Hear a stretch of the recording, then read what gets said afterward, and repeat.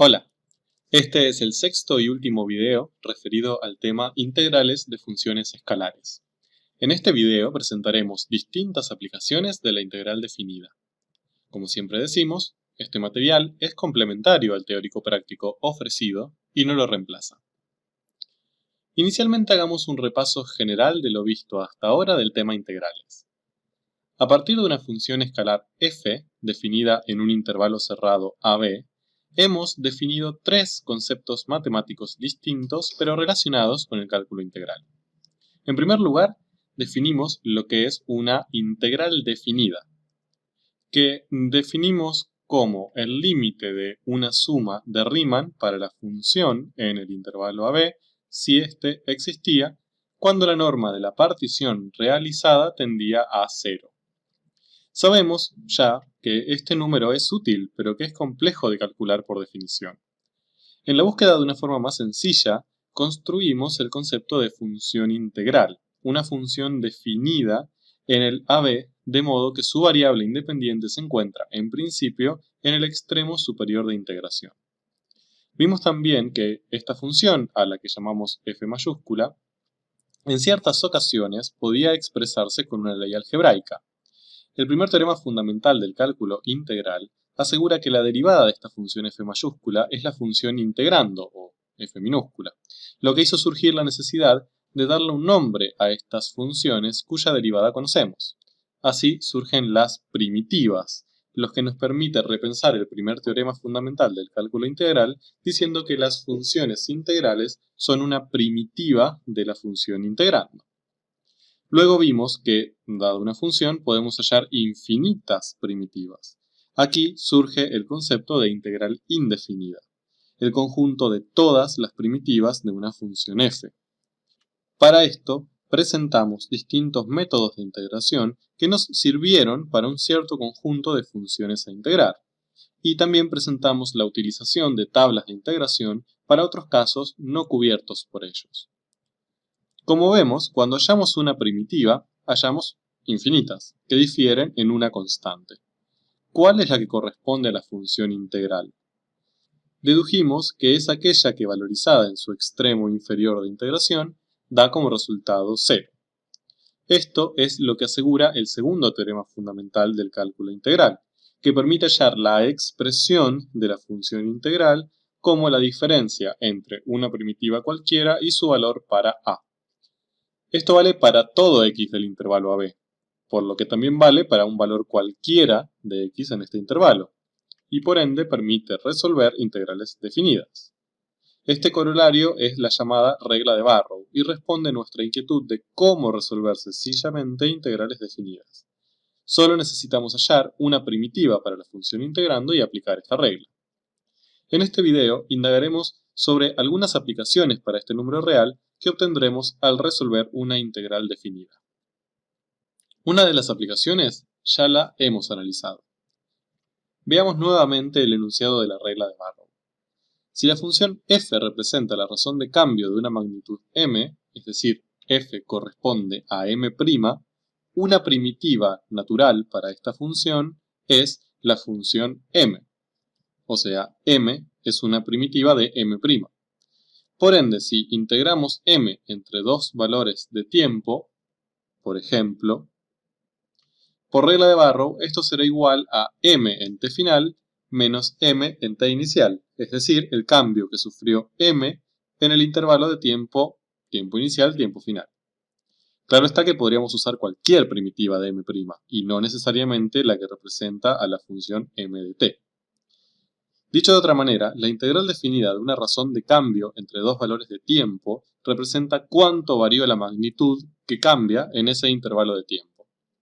Esto es lo que asegura el teorema del cambio total, que no es más que una interpretación de la regla de Barrow para el caso en que la función integrando represente la razón de cambio de una magnitud. Hemos aplicado varias veces ya este teorema, aunque sin nombrarlo. Por ejemplo, hemos visto que la integral definida de la velocidad de un móvil puede pensarse como el cambio en su posición en un intervalo de tiempo, o que la integral definida de un caudal representa el cambio del volumen en un intervalo de tiempo. Y ahora podemos incluso extenderlo a otros modelos, como por ejemplo que la integral de la razón de cambio de una población representa cuánto cambió la misma en un periodo en estudio. Más allá de esta, existen otras aplicaciones de la integral definida. Lo importante de estas, más allá de su utilidad específica, es que han sido desarrolladas a partir de la aplicación del proceso de aplicación que presentamos en distintos contextos. Repasemos esto. Para resolver un problema complejo que no sabíamos cómo solucionar, propusimos inicialmente una aproximación del mismo, subdividiéndolo en fragmentos más pequeños que permitían resolver problemas algebraicos de manera sencilla y posible. Para eso definíamos, en primer lugar, una región de integración, un intervalo cerrado, y lo particionábamos en n subintervalos más pequeños. Por ejemplo, si analizamos la función h mostrada, que representaba la velocidad de un móvil y queríamos calcular en cuánto se había desplazado, tomamos como intervalo de trabajo el intervalo cerrado 0, 120 y podíamos subdividirlo, por ejemplo, como se muestra, en 3 subintervalos más pequeños. Uno entre 0 y 30, uno entre 30 y 60, uno entre 60 y 120. En cada uno de ellos escogíamos un punto muestra cualquiera, que nos permitía aproximar la gráfica de la función con segmentos constantes, y esto nos simplificaba el trabajo algebraico. Luego lo que hacíamos era obtener las aproximaciones para cada subintervalo y aproximábamos la integral definida como una suma de las aproximaciones parciales o suma de Riemann. Y proponíamos que para hallar el valor exacto de la integral debíamos aumentar infinitamente el número de subintervalos, de modo que no haya diferencia entre la función constante a tramos y la función a integrar. Si podíamos hacer esto y existía este límite infinito, decíamos que el mismo era la integral definida de la función en estudio en el intervalo definido. Durante esta unidad nos propusimos calcular este número de un modo mucho más sencillo que resolver un límite de una sumatoria, más siendo un límite infinito. Y encontramos una batería de teoremas y herramientas que nos permitieron resolver este tedioso problema de manera sencilla.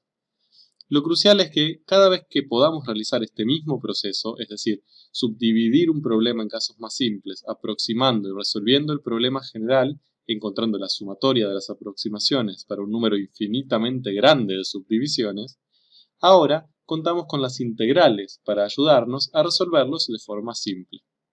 Veamos algunos ejemplos. Por ejemplo, deseamos calcular el área sombreada en la figura que mostramos, es decir, el área de la región bajo la gráfica de h y sobre el eje t. ¿Cómo hacemos? Es una región con una frontera no recta. Con la geometría tradicional se nos quemaron los papeles. Sin embargo, podríamos intentar aproximarla con las regiones rectangulares antes mostradas. En este caso, cada una de las aproximaciones parciales realizadas, es decir, cada uno de los delta t de los subintervalos, por la imagen del punto muestra seleccionado, podemos interpretarla como el área del rectángulo correspondiente. Y la suma de estas áreas parciales será una aproximación al área de la región sombreada, es decir, el área de la región verde es una aproximación al área de la región púrpura. Si hacemos que la norma de la partición tienda a 0, la suma de las áreas de las regiones rectangulares, verdes, será igual al área de la región sombreada buscada. Excelente. Entonces, el mismo proceso que hicimos para integrar funciones nos permite hallar áreas. O sea, las integrales definidas de funciones en un intervalo AB pueden interpretarse como áreas de regiones planas limitadas por el eje X y la función integrando. No, esto no siempre es así, y veamos por qué. Supongamos ahora que deseamos hallar el área de la región limitada por el eje T y la función J mostrada. Hagamos una primera y burda aproximación con dos rectángulos. Hallemos una partición adecuada, puntos muestra adecuados, los rectángulos correspondientes y las aproximaciones parciales, o sea, delta t por la imagen en el punto muestra. Estas aproximaciones parciales ¿representan el área de estos rectángulos? No. En el segundo caso, la imagen del punto muestra es negativa, por lo que la segunda aproximación parcial será negativa, lo que no puede corresponder nunca al área de una región plana, que como medida de superficie puede ser positiva o, en todo caso, nula. Entonces, ¿la integral definida no existe? Tampoco estamos diciendo eso, solo que en este caso el proceso de integración como lo estamos realizando no permite una correlación directa con el área de una región plana para todos los casos. Podremos hallar una suma de Riemann e incluso una integral definida, pero este número ahora no lo podremos pensar como un área, tal como hacíamos antes. Y esto sucede, claro está, porque la función j tiene una parte negativa. ¿Existe alguna manera de poder relacionar siempre una integral definida con el área de una región plana? Sí, existe. Veamos. Supongamos que contamos con dos funciones escalares, f y g, como se muestra, y queremos hallar el área limitada superiormente por una de ellas, por ejemplo en este caso f, e inferiormente por la otra, en este caso por g. ¿Podremos deducir alguna forma para hallar el área de esa región? Noten que dicho área está contenida entre x igual a 1 y x igual a 11. Es decir, las coordenadas x de los puntos que la componen no son ni menores a 1 ni mayores a 11. Por tanto, podemos trabajar solo en el intervalo cerrado 1, 11 para x. Podremos subdividirlo y aproximar nuestra región por otra más simple. Por ejemplo, una unión de regiones rectangulares.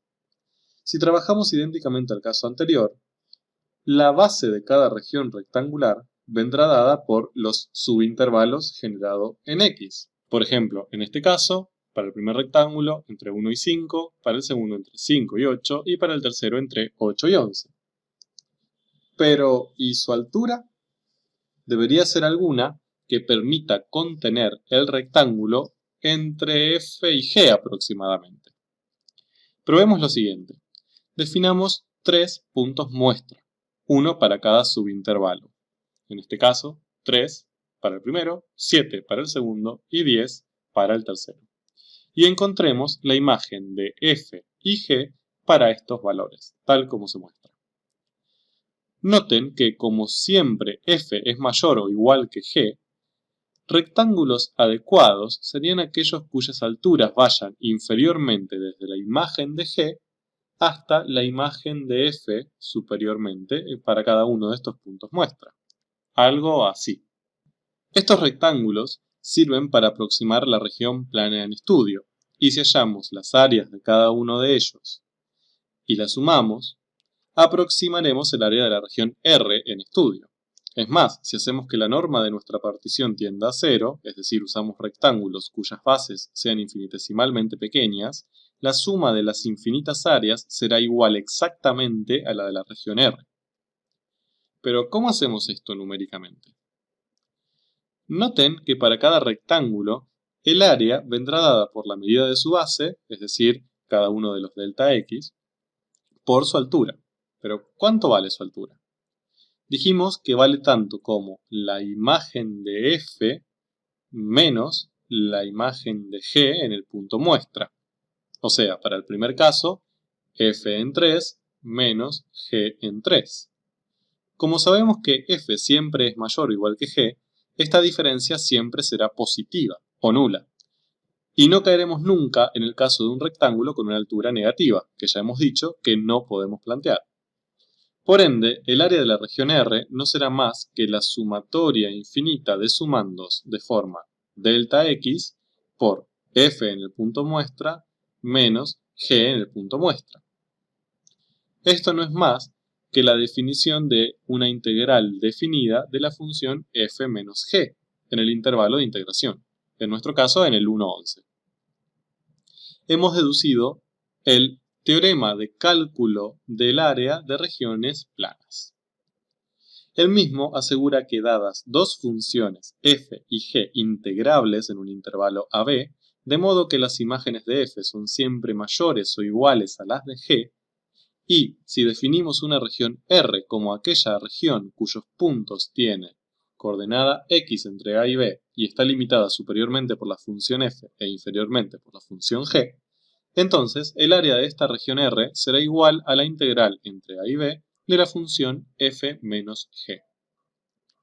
Apliquémoslo a algunos casos. Por ejemplo, hallemos el área de la región sombreada. Para ver si podemos aplicar el teorema anterior, debemos verificar que se cumplan sus hipótesis.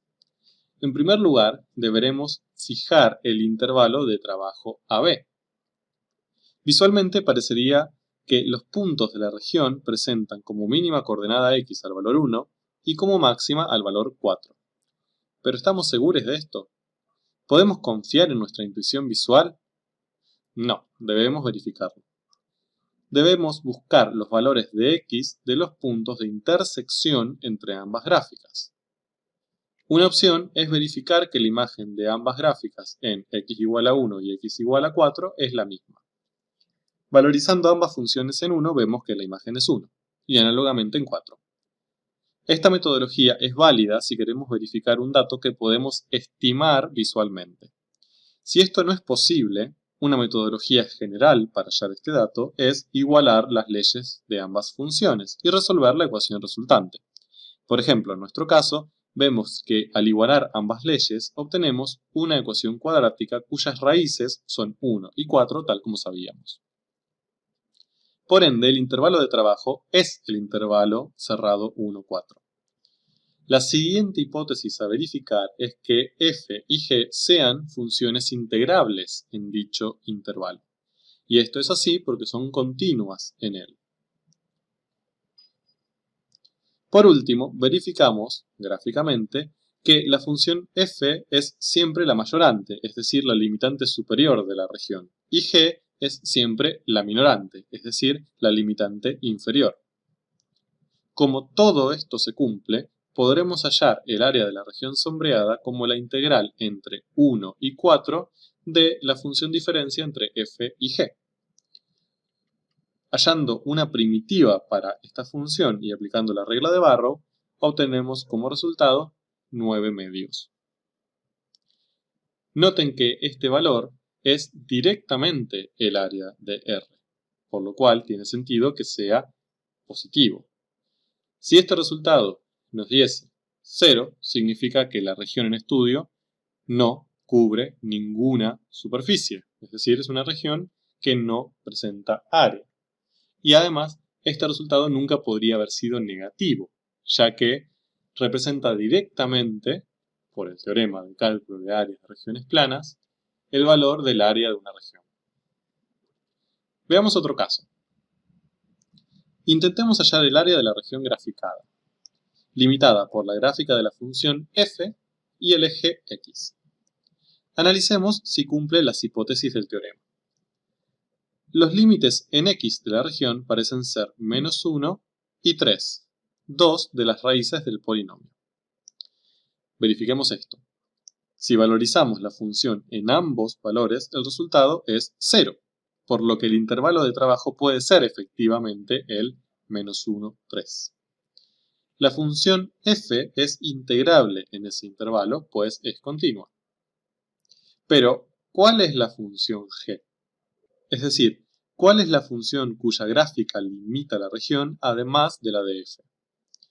Hemos dicho que las fronteras de R vienen dadas por la gráfica de f y el eje x.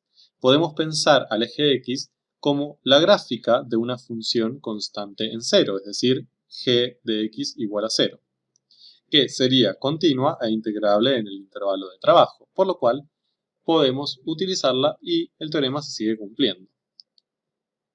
Así, si calculamos la integral definida entre menos 1 y 3 de la ley de f menos la ley de g, o sea, menos 0, debemos hallar una primitiva y aplicar la regla de Barrow. Pero al hacer esto el resultado es 0. Raro. Nuestro sentido geométrico indica que este resultado es incorrecto, ya que la región sombreada cubre una superficie no nula, por lo que su área debe corresponderse a un número positivo, nunca podría ser cero. ¿Qué pasó? ¿El teorema que dedujimos antes es incorrecto? No. Lo que sucede es que no se cumple su cuarta hipótesis. No para todas las x entre -1 y 3, la función f es mayorante y el eje x es minorante. Noten que esto sí vale para las x entre -1 y un valor que parece ser 1, pero luego la relación entre ellas cambia. Entonces, ¿cómo podremos hallar el área? Podemos dividir el problema en dos partes. Hallar el área de la subregión en la que f es mayorante y luego hallar el área de la región donde el eje x es mayorante. Posteriormente, sumamos estas dos áreas. Para eso necesitamos, en primer lugar, verificar que la tercera raíz del polinomio es efectivamente 1. Como f en 1 vale 0, esta hipótesis es correcta. Por tanto, podemos plantear el área de la subregión 1 como la integral entre -1 y 1 de f menos g, es decir, de la ley de f menos 0. Y resolviendo esta integral, el resultado obtenido es 4. ¿Podemos asegurar que el área de la segunda subregión es la misma? Visualmente parece que sí. Sin embargo, ¿podemos asegurarlo de algún modo? Para verificar esto, deberíamos demostrar que existe algún tipo de simetría en la función f de modo que ambas regiones cubran la misma superficie. ¿Es posible? Sí, pero tedioso. Es más simple calcular el área de esta región aplicando el teorema anterior. Veamos, tendremos que hallar ahora la integral entre 1 y 3 de g, la mayorante, menos f, la minorante. Al hacerlo, la integral obtenida es efectivamente igual a la anterior, 4. Por ende, el área de la región sombreada será de 8 unidades de área. Estudiemos ahora otra aplicación de la integral definida, una aplicación relacionada con la física clásica. Supongamos el caso de una grúa levantando un cuerpo pesado. Podemos simplificar este problema planteando dos fuerzas contrapuestas: el peso del cuerpo, de dirección vertical y sentido hacia abajo, y la tensión generada por la grúa con la misma dirección pero sentido opuesto, y la responsable de que el cuerpo se eleve. Podemos plantear un eje vertical de posiciones para el cuerpo, el eje h, donde el cuerpo pasa a estar desde su posición inicial, h0, hasta su posición final, hf. El esfuerzo mínimo que se debe realizar para este cambio en la posición podía cuantificarse con una magnitud física, el trabajo, una magnitud escalar que suele presentarse en cursos básicos de física como F por D, es decir, fuerza por distancia. Lo que quiere decir que, en ciertos casos, el trabajo puede hallarse como el producto entre la intensidad de una fuerza, que se aplica sobre un objeto en movimiento, por la distancia que recorre el mismo.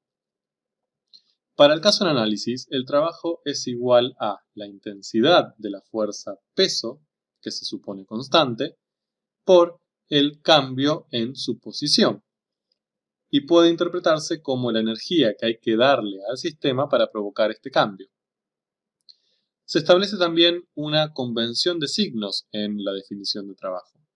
Si el movimiento se efectúa en el sentido indicado por la fuerza que actúa, el trabajo se considera positivo y podemos interpretarlo como que el sistema se estabiliza en su posición final. Si el movimiento se efectúa en el sentido contrario al de la fuerza, como en nuestro caso, el trabajo es negativo y podemos interpretar su valor absoluto como la energía que debemos otorgar al sistema para efectuar este cambio. Este concepto es útil y es un nexo necesario entre el modelo de fuerzas y el modelo de energía, por lo que es útil su aplicación en otros contextos. Por ejemplo, ¿qué pasaría si estudiamos el trabajo necesario para estirar un resorte? ¿Estaríamos en el mismo caso que en el anterior? Veamos. Supongamos un cuerpo unido a un resorte, de modo que podamos estirarlo siguiendo una dirección de estiramiento sobre un eje, el eje X. Y situemos el origen de este eje de referencia en la posición de equilibrio del cuerpo, es decir, donde el resorte no está ni comprimido ni estirado. Si ahora llevamos el cuerpo a una posición A, es decir, estiramos el resorte, sobre el mismo actúa una fuerza F en dirección del eje en estudio y en sentido opuesto al estiramiento, de modo que intenta llevarlo a su posición de equilibrio. Si alejamos aún más el cuerpo, hasta una posición B, la fuerza que actúa sobre él es de mayor intensidad. La ley de Hooke asegura que la intensidad de esta fuerza es directamente proporcional al alejamiento del cuerpo de su posición de equilibrio. Es decir, se puede calcular como una constante por X, siendo el opuesto de K un valor negativo, para que el sentido de la fuerza se oponga al del estiramiento realizado. ¿Cómo calculamos entonces el trabajo para llevar el cuerpo desde A hasta B?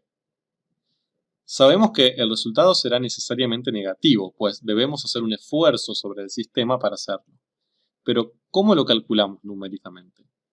¿Lo hacemos análogamente al caso anterior, o sea, como la constante por el cambio en la posición del cuerpo? ¿Afecta en algo que en el caso de la grúa la fuerza aplicada sea constante, mientras que en este caso la fuerza cambie posición a posición? Veamos. Simplifiquemos el problema a uno simple que conozcamos, aquel donde la fuerza en estudio es constante. Podremos aproximar el caso en estudio de la siguiente manera. Dividamos el movimiento del cuerpo entre A y B en tres submovimientos. Uno entre A y X1, por ejemplo, otro entre X1 y X2 y otro entre X2 y B. Es decir, particionemos el movimiento del cuerpo. Luego, seleccionemos una posición cualquiera dentro de cada uno de estos submovimientos, en la cual hallaremos la fuerza que soporta el cuerpo. Así encontraremos las fuerzas F1, F2 y F3, siendo lógicamente la intensidad de F1 menor que la de F2 y esta menor que la de F3. Luego consideremos que durante todo el primer submovimiento, en todas las posiciones, la fuerza que soporta el cuerpo es constante e igual a F1. Esto no es real, es una aproximación. La fuerza cambia posición a posición. Pero esta aproximación nos permite calcular un trabajo 1 de modo análogo al de la grúa.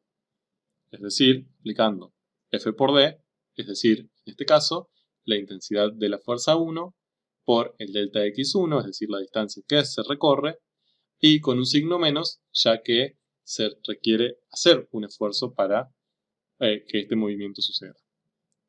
Lo mismo podemos hacer para el trabajo 2 y lo mismo para el trabajo 3. Ahora, la intensidad de la fuerza F1 no es más que aplicar la ley de Hooke en la posición que tomamos como punto muestra.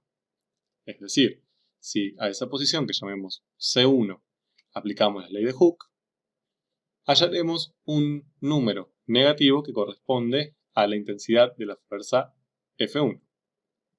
Dicho de otra manera, el trabajo 1 no es más que delta X1 por la función F aplicada en el punto muestra C1.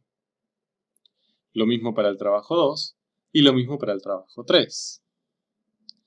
Así, el trabajo total que realizaremos para llevar el cuerpo desde A hasta B será aproximadamente la suma de los tres trabajos anteriores, es decir, una sumatoria de tres términos de forma delta X por la fuerza elástica aplicada en los puntos muestra. ¿Cómo podremos hacer para que este número no sea una aproximación, sino un resultado exacto, es decir, que nos permita calcular efectivamente el trabajo de llevar el cuerpo desde la posición A hasta la posición B? Ya podemos imaginarnos. buscar el límite de esta sumatoria cuando la norma de la partición en submovimientos tiende a 0. Es decir, pensar en infinitos submovimientos infinitesimalmente pequeños. Y esto no es más que la definición de la integral definida entre a y b de la ley de la función fuerza, en nuestro caso de la ley de Hooke.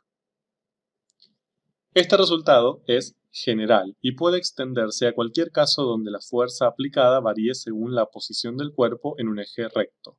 El trabajo en estos casos se define como la integral definida de la función fuerza entre la posición inicial y la posición final.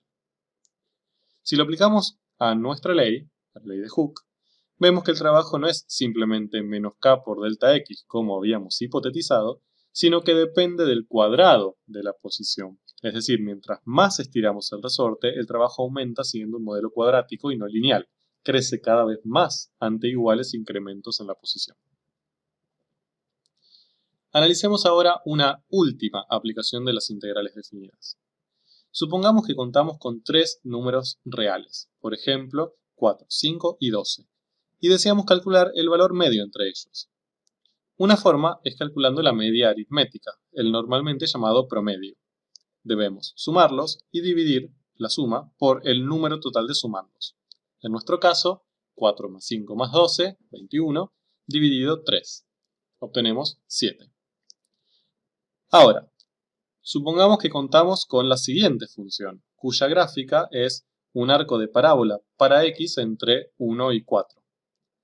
¿Podemos saber cuál es la imagen promedio entre todas las infinitas imágenes que toma en este intervalo? Este valor debería estar entre 1 y 5, entre el mínimo y el máximo de la función, lógicamente. Pero, ¿podemos calcularlo exactamente? Podríamos proponer que es 3, pero ya a simple vista parece haber una mayor proporción de puntos con imágenes mayores a 3 que menores a 3.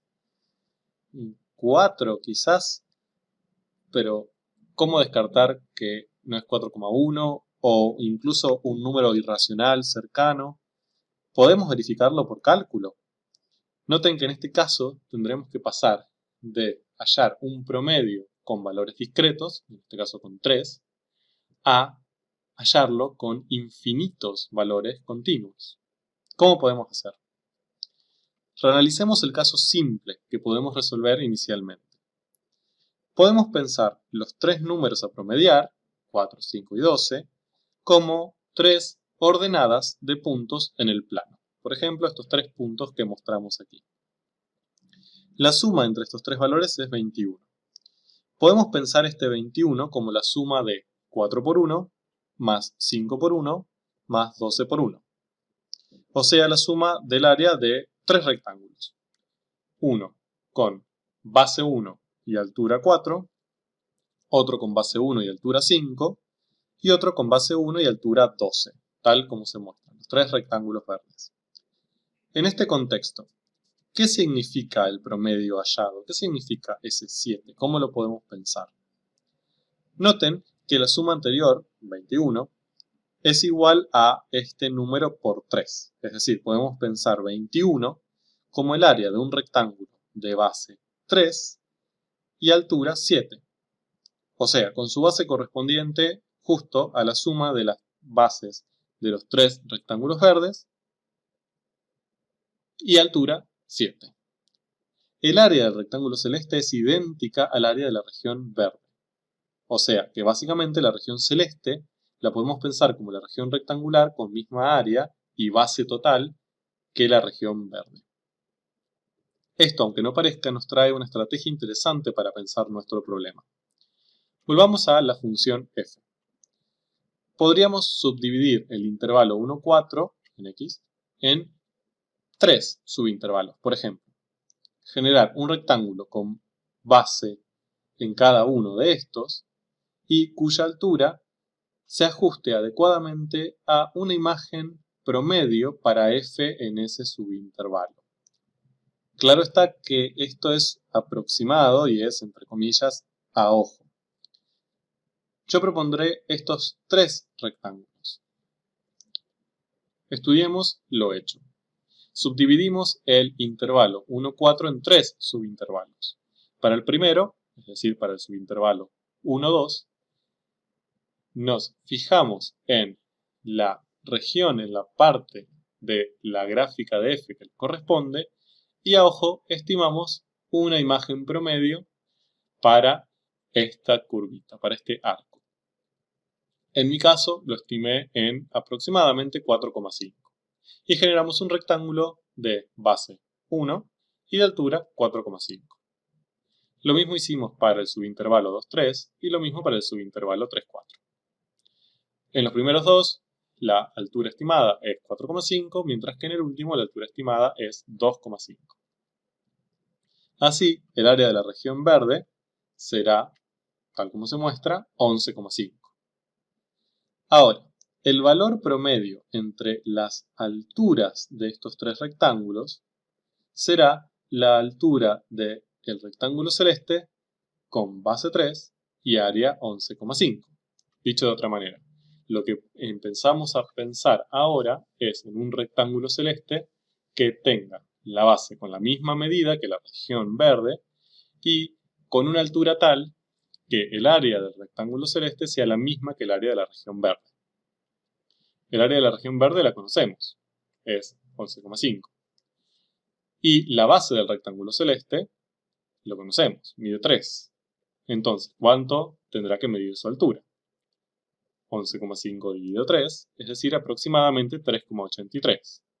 Esto quiere decir que este valor, 3,83, es una altura promedio entre las tres alturas de los rectángulos verdes.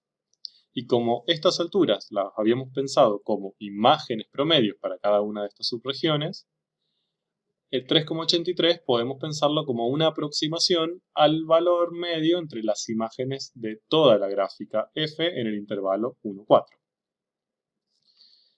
Para mejorar esta aproximación, podríamos subdividir el intervalo 1, 4 en más subintervalos. Noten que allá no nos interesa que la base mida 1, lo que nos interesa es generar una región verde formada por rectangulitos, pensar en un rectángulo de base 3, un rectángulo celeste, que tenga la misma área que la región verde y ver qué altura sería la que le corresponde. Si hacemos esto, por ejemplo, pensar en 6 rectangulitos verdes con base que mida 0,5 y hacemos la aproximación a ojo para cada una de los arquitos de parábola, vemos que el área de la región verde mide, para mi aproximación, 12,05.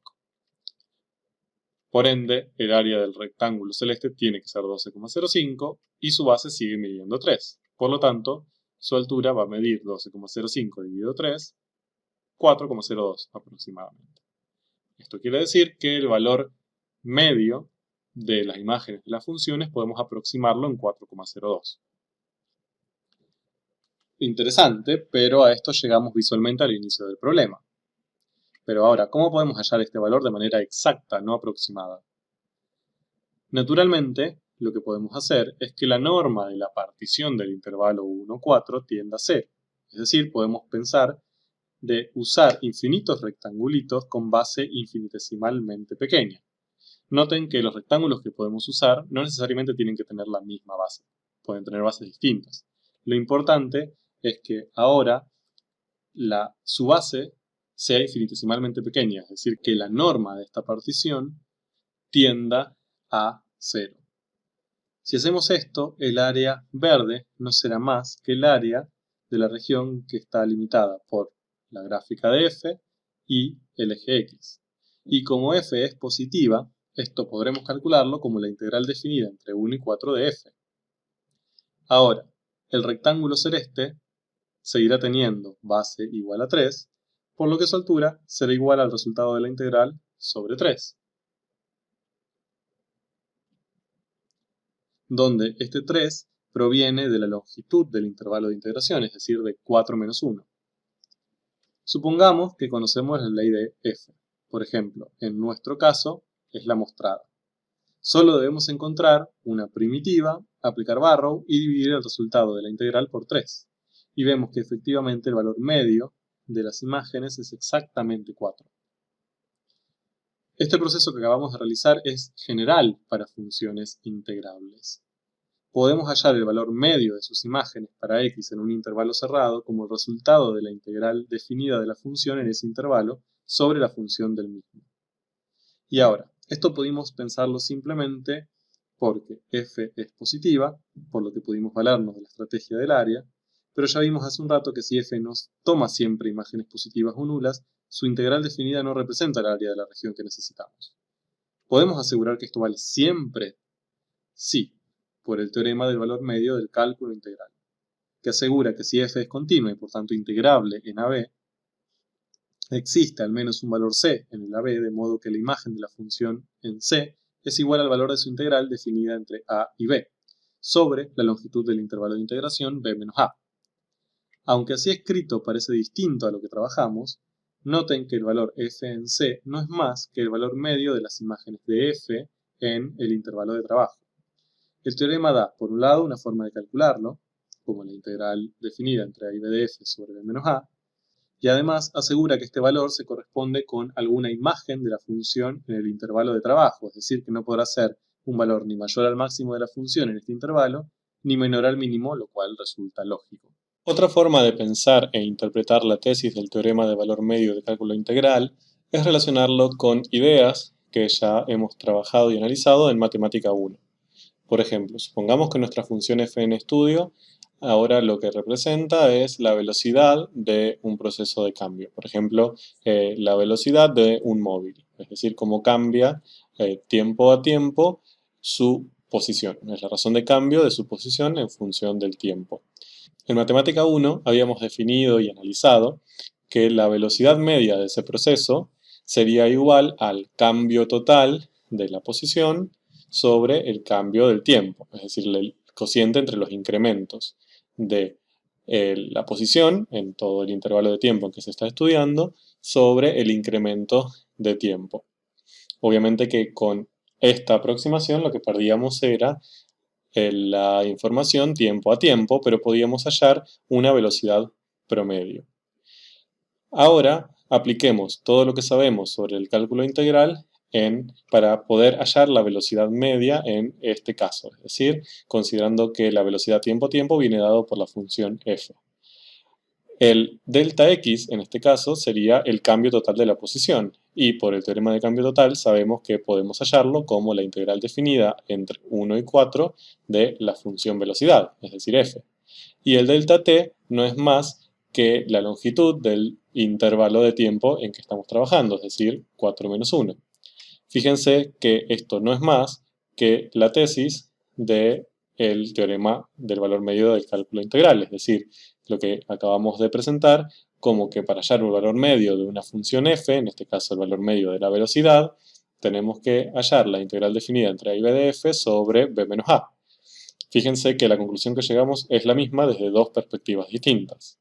De hecho, esto también podemos analizarlo desde una perspectiva más aplicada a que este valor medio, que sabemos que en nuestro caso vale 4, no es más que cuál debería ser la imagen constante de una función constante definida en el intervalo de trabajo, de modo que el cambio total que genere esta función sea el mismo que genera nuestra función f.